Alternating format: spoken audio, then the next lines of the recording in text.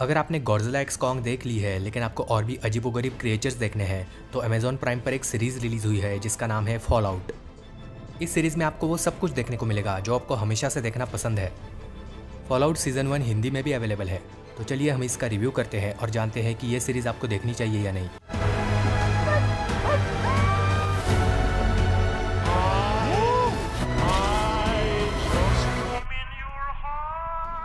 इस सीरीज की कहानी एक फ्यूचरिस्टिक पोस्ट अपोकलिप्टिक वर्ल्ड में सेट है। पृथ्वी की ऊपर वाली सरफेस इंसानों के रहने लायक नहीं है, जिसकी वजह से वो अंडरग्राउंड बंकर्स में रहते हैं। सीरीज की कहानी बहुत बढ़िया है क्योंकि हम इसमें 3 अलग अलग स्टोरीज को फॉलो करते हैं।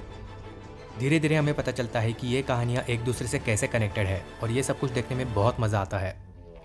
इन तीनों कहानियों में हमें 3 मेन कैरेक्टर्स देखने को मिलते हैं। उनमें से लूसी मैक्सिमस का कैरेक्टर और वॉल्टन कॉफिन्स जो कि एक घूल है, ये वाला कैरेक्टर सबसे ज़्यादा इंटरेस्टिंग था। इस कैरेक्टर की स्टोरी आपको सबसे बढ़िया लगेगी। इसके साथ और इसके आसपास जो भी कुछ होता है वो सब कुछ देखने में मज़ा आता है। ये कैरेक्टर एक म्यूटेंट है और इसमें एक अजीब सा कॉन्फिडेंस भी है। लोग उससे डरते भी हैं और कोई उससे पंगा भी नहीं लेना चाहेगा। सीरीज़ में आपको इसके अलावा भी बहुत सारे म्यूटेंट्स देखने को मिलेंगे, लेकिन मेन फोकस इसी के ऊपर रहता है। इस कैरेक्टर की जो बैक स्टोरी है वो भी काफ़ी इंटरेस्टिंग है क्योंकि उसी की वजह से ये सारी कहानियाँ एक दूसरे के साथ कनेक्ट होती है। यहाँ पर मुझे सीरीज़ के राइटिंग की भी तारीफ करनी होगी क्योंकि हर एक सीन आपको एंगेज करके रखता है। कैरेक्टर्स को इतनी बेहतरीन तरीके से लिखा है कि उनके साथ आप तुरंत कनेक्ट हो जाते हो। सीरीज़ के कुछ एपिसोड्स को जोनाथन नोलन ने डायरेक्ट किया है, जो कि क्रिस्टोफर नोलन के भाई है। इसी वजह से इसका डायरेक्शन हमें बिल्कुल परफेक्ट लगता है और सब कुछ हमें बड़े स्केल पर देखने को मिलता है।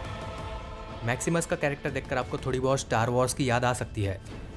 शुरुआत में हमें वो एक बुरा कैरेक्टर लगता है, लेकिन धीरे धीरे हमें उसके बारे में सब कुछ पता चलता है। आखिर वो इस सूट में क्यों है, वो दूसरों से बातें कैसे करता है, ये सब कुछ देखने में काफ़ी इंटरेस्टिंग है। इस कैरेक्टर को अच्छा खासा स्क्रीन टाइम भी मिला है और इसे देखने में मज़ा भी आता है। और जो लूसी का कैरेक्टर है उसके बारे में आपको सब कुछ पसंद आएगा। शुरुआत में हमें उसके बारे में ज़्यादा कुछ पता नहीं चलता क्योंकि वो एक बंकर में रहती है। मतलब ये सभी लोग बंकर में एक साथ रहते हैं और लाइफ के बारे में इनकी सोच काफ़ी डिफरेंट है। इसी वजह से जो सबसे पहला एपिसोड है वो हमें उतना इंटरेस्टिंग नहीं लगता। मतलब पहला एपिसोड बाकी एपिसोड जितना बढ़िया नहीं है, लेकिन जब लूसी इस बंकर से बाहर निकलती है और ऊपर वाले सरफेस पर जाती है वहाँ से तो आपको बहुत ही मज़ा आएगा। ऊपर जाने के बाद उसे पता चलता है कि ये दुनिया उतनी अच्छी भी नहीं है जैसा उसे लगता था। ऊपर जिंदा रहने के लिए उसे बहुत सारी चीज़ें सीखनी पड़ती है। धीरे धीरे इस कैरेक्टर का जिस तरह से डेवलपमेंट होता है वो बहुत ही बढ़िया तरीके से दिखाया है। तो इसकी जर्नी भी आपको काफ़ी इंटरेस्टिंग लगती है, जिसे आप और भी ज़्यादा देखना चाहते हो। पहला एपिसोड शायद आपको उतना पसंद नहीं आएगा, लेकिन बाकी एपिसोड्स आपको बिल्कुल परफेक्ट लगेंगे। ये सीरीज़ एक गेम का लाइव अडेप्टेशन है, यानी कि इसकी कहानी एक गेम के ऊपर बेस्ड है। लेकिन अगर आपको उस गेम के बारे में कुछ भी पता नहीं है फिर भी आपको ये सीरीज़ पूरी तरीके से समझ में आएगी। लेकिन अगर आपने गेम खेला है तब तो ये आपको मास्टरपीस लगेगी। मुझे इस गेम के बारे में कुछ भी पता नहीं था, लेकिन फिर भी मुझे ये सीरीज़ समझ में आई। सभी कैरेक्टर्स के परफॉर्मेंसेस बेहतरीन है, आपको ऐसा लगता ही नहीं कि कोई एक्टिंग कर रहा है। जिस तरह से इस दुनिया को हमारे सामने प्रेजेंट किया है वो भी हमें बिल्कुल रियल लगता है। इस पोस्ट अपोकलिप्टिक वर्ल्ड के कुछ सीन्स तो आपको काफ़ी इंप्रेस करेंगे। ये सब कुछ देखकर हमें विजुअल इफेक्ट्स तो बढ़िया ही लगते हैं, लेकिन प्रैक्टिकल इफेक्ट्स उससे भी अच्छे हैं। आप चाहे इन क्रिएचर्स को देखिए, म्यूटेंट्स को देखिए या फिर इन रोबोट्स को देखिए, सब कुछ आपको रियल फील होते हैं। इसके अलावा दोस्तों आपको इतने बढ़िया सेट्स देखने को मिलेंगे जिन्हें देखकर आपको लास्ट ऑफ अस की याद आएगी। तो सीरीज़ की प्रोडक्शन डिज़ाइनिंग भी बेहतरीन है, काफ़ी अच्छे खासे बजट के साथ इसे बनाया है। जहाँ पर भी आपको क्रिएचर्स देखने को मिलते हैं वहाँ पर आपको विजुअल इफेक्ट्स नोटिस ज़रूर होंगे, लेकिन कोई भी सीन आपको डिसअपॉइंट नहीं करेगा।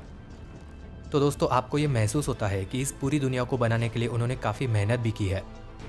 शायद आपको एपिसोड 1 के विजुअल इफेक्ट्स उतने परफेक्ट नहीं लगेंगे, लेकिन जब एपिसोड 2 शुरू होगा वहाँ से आपको सब कुछ परफेक्ट लगेगा। शुरुआत में आपको काफ़ी सारे सवालों का जवाब नहीं मिलता, लेकिन धीरे धीरे आपको सारे जवाब मिलने लगते हैं। इसके अलावा दोस्तों सीरीज़ में आपको अच्छा खासा एडवेंचर भी देखने को मिलेगा, जो मेरे ख्याल से सभी को देखने में मज़ा आता है। जिस तरह से ये सीरीज़ ख़त्म होगी वो भी आपको काफ़ी सेटिस्फाइंग लगेगा। और जिन्होंने भी फॉल आउट गेम खेला होगा उन्हें तो ये सीरीज़ शायद 10 आउट ऑफ 10 लगेगी। एक्चुअली ये सीरीज़ देखने के बाद मुझे भी ये गेम खेलने की इच्छा हो रही है। कुछ जगह पर सीरीज़ काफ़ी डार्क भी हो जाती है और इसमें आपको अच्छा खासा वायलेंस भी देखने को मिलेगा।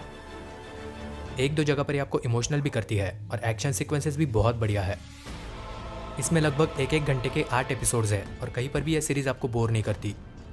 एंगेजिंग स्क्रीन प्ले और बेहतरीन सिनेमेटोग्राफी के साथ साथ हिंदी डबिंग भी बिल्कुल परफेक्ट थी। इसमें कुछ नॉर्मल एडल्ट सीन्स भी है और प्रो ऑडियंस को भी ये बहुत पसंद आएगी। ओवरऑल दोस्तों ये एक बेहतरीन सीरीज़ है जिसे आप बिल्कुल भी मिस नहीं कर सकते और मैं इसे आपको रिकमेंड भी करता हूँ। मैं इस सीरीज़ को दूंगा 9 आउट ऑफ 10।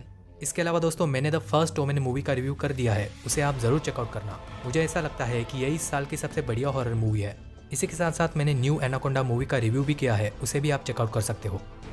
वीडियो पसंद आया होगा तो इसे लाइक ज़रूर कर देना और अगर आप चैनल को सब्सक्राइब कर रहे हो तो बेल आइकन को भी ज़रूर प्रेस कर देना ताकि आप मेरे किसी भी वीडियो को मिस ना करें। यह वीडियो देखने के लिए बहुत बहुत धन्यवाद दोस्तों।